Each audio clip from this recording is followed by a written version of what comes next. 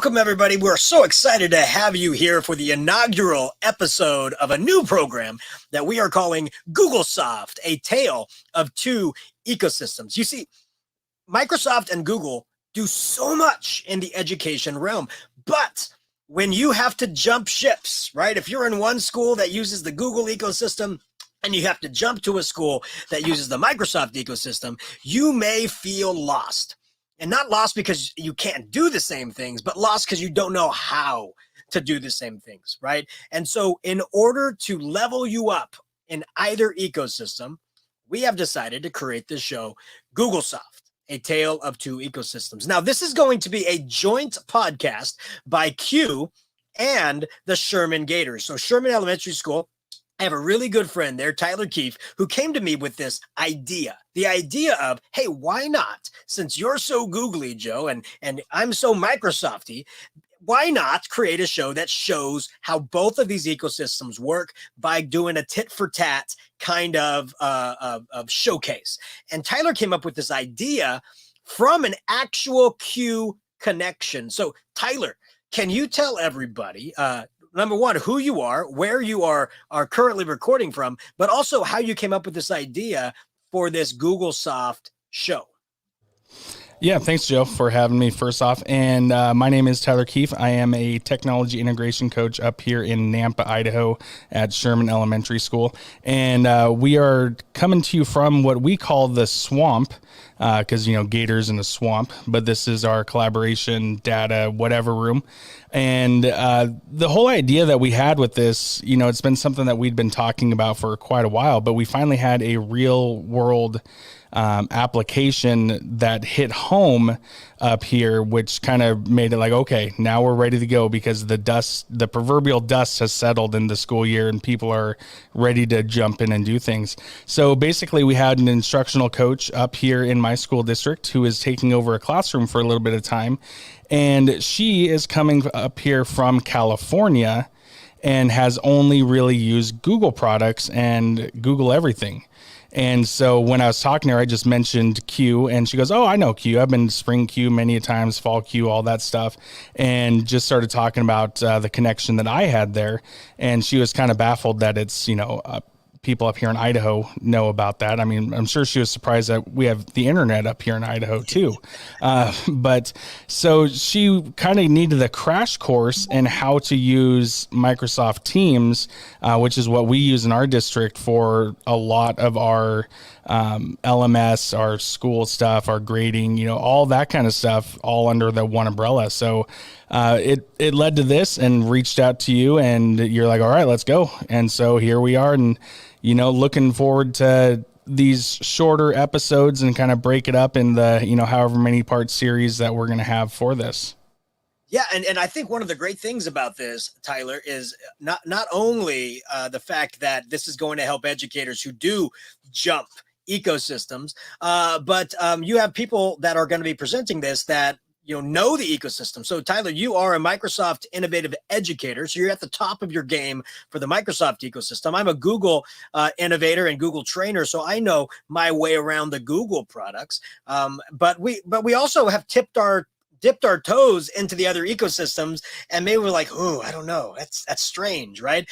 And then so we're trying to put our minds into the mindset of teachers who may be having that same issue, because you may be a level 10 Google awesomeness person, but when you go to Microsoft, you may be dropped down to a level 1 and you might feel like, oh my goodness, I'm lost. I don't know what to do. So we felt that if we did some short episodes kind of hitting on the main features of both ecosystems so that you can see the similarities and you can see the differences so you can feel comfortable. So Tyler, can you quickly mention some of the things that we are planning on sharing in future episodes?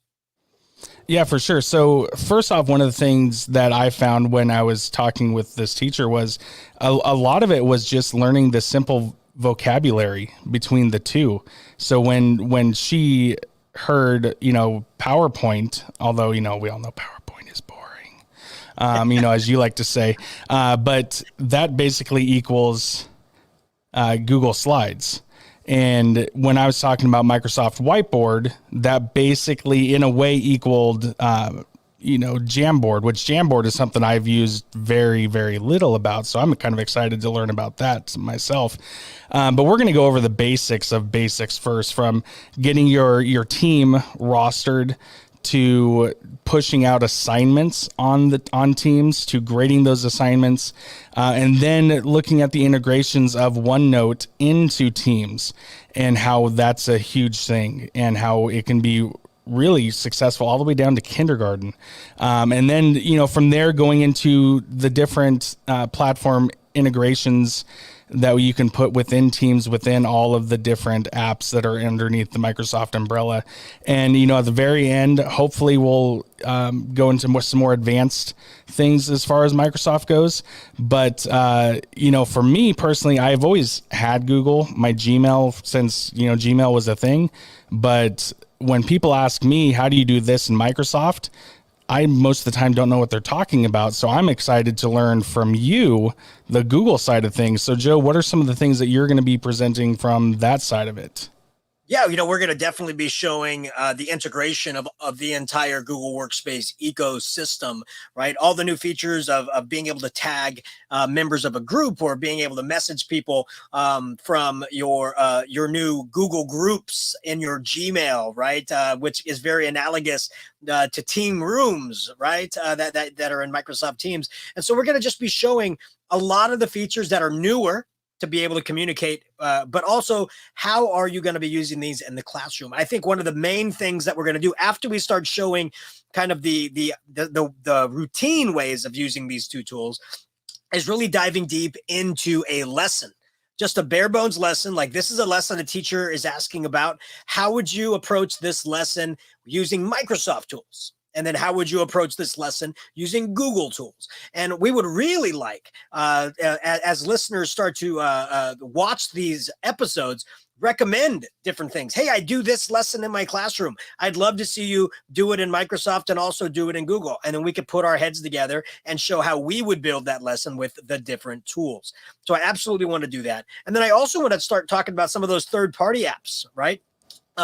That, like if you're using something like Nearpod, this is how you integrate it into the Microsoft ecosystem, and this is how you integrate it into the Google ecosystem. So really diving deep into those things, Flipgrid in both. And so we want to definitely help teachers out that way. But I definitely want to make sure that the guiding principle here is pedagogy first. Like, there's a reason these tools are being used. You don't lead with the tool, you lead with the reason why. What are you trying to do in your classroom? What experience are you trying to create? Then what tools can help me best meet those goals? So we might want to make sure that we reiterate that. And we also want to make sure that people can come to these episodes almost as a library. So we're going to try our best to keep them under 15 minutes, and we're going to try and keep to the topic at hand without too many side chats to really help guide those discussions. And Tyler, I think what you said about starting with vocabulary, that's going to be our very first episode. I absolutely think we need to actually have a visual of, in Microsoft, what do you call your drive? In Google, what do you call your drive? What do you call your word processing? What do you call your slide process? So I want to make sure that we kind of do that. So I think that would be a very good first episode. And then that would lead right into how you're going to bring up your roster in Teams and in Google Classroom. How are you going to assign things? So we're going to slowly build capacity.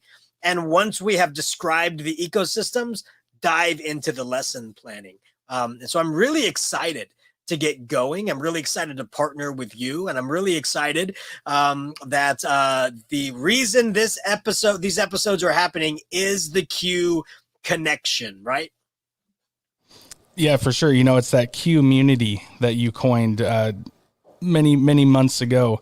But yeah, it sounds kind of silly to talk that, we're going to be talking about vocabulary first. But there are teachers out there that need that. And to start at the absolute basics, what was the old UCLA coach, John Wooden, what did he used to do? He would start with teaching his players how to tie their shoes. As odd as that sounds, he started with the basics, and then history speaks for itself with how successful, he was. So, it's one of those things where I feel that, we can have a lot of fun with this, but also create a resource that teachers, educators, and even administrators, can come back and look at and learn from, so that when they're going through classrooms too, they can say, oh, I see what you're doing here and I see why you're doing it. Yeah, he was the only coach in football history never to have a player lose their shoe. So, it starts right there with the foot. It said football, right? So, no, we're definitely going to start off slow, and we're going to build agency and capacity up from there. So, if you are in a Microsoft school and you're moving to a Google school, these shows are for you. If you are from a Google school moving to a Microsoft school, these are the shows for you. If you just want to know the difference between the two, this is the show for you. So we'll be coming at you with these shows bi-monthly, so that we can help you build.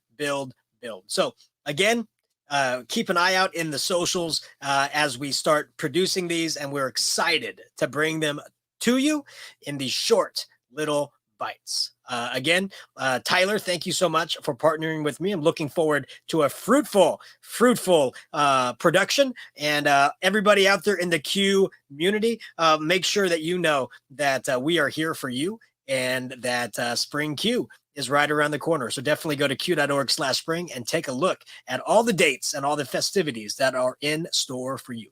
So we are keeping this short and sweet, just like us. So thank you so much, and have yourselves a wonderful